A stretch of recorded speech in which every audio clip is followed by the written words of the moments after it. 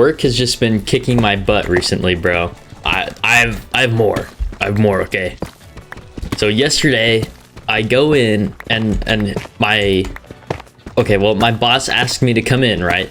And he's like, "Hey Tyler, can you please come in for a shift it's in the kitchen." He says for a shift in the kitchen, and it's like 7 hours long, 7 to 8. He let me choose 7 or 8. I chose 7.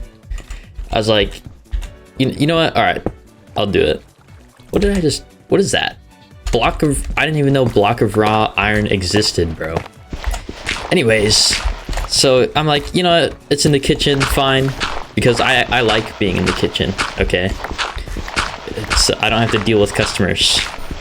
And it's pretty self-explanatory. You just cook stuff and make the sandwiches. It's not difficult. And so I agree, and I go there, and like I see, usually there's only maybe like 2 managers, but bro, there's 4 managers up in there when I get there. I assume because they couldn't get anyone else to come in. So I'm like, okay, whatever. And so I clock in early, a little bit earlier than I said I would, which they wanted me to. I was like, all right, I'll do it. And then I just go wherever I see they need my help, which at that time was not in the kitchen, but it was still at a part where I wouldn't have to talk to customers because I was just like doing fries and like the McChickens and stuff. But then one of my coworkers that was in the back cashing people out, taking orders, needed a break. So, and they asked me to cover it, and I was like, oh, all right, whatever. I figured whenever they got back, I would just go in the kitchen. But that is not what happened. I got stuck there. Actually, no, that's a lie.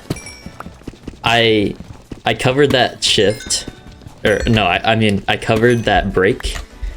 But then, when that coworker came back, they did take their spot back. But then they put me in freaking, they put me in service again, like, but in a different spot, handing food out the window and making drinks and stuff.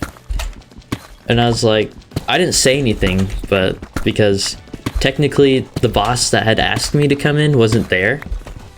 So I was like, well, maybe they just don't know, but like, it's just like, bro, why'd you lie to me? He probably didn't do it on purpose, to be fair. Probably. But like, come on, bro. Like, he knew to say that. He probably just didn't know for sure. Like, which would also be malicious to say that. If he didn't know that's where I'd be going. It's like, this is not what I signed up for. Oh, we made it to Bedrock. Okay, what I think I'll do now is go back to where that cave was and try to set up some torches and stuff. And hopefully mine some obsidian.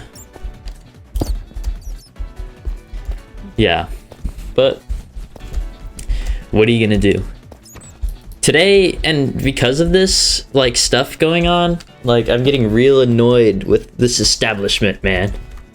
This McDonald's and how it's being run.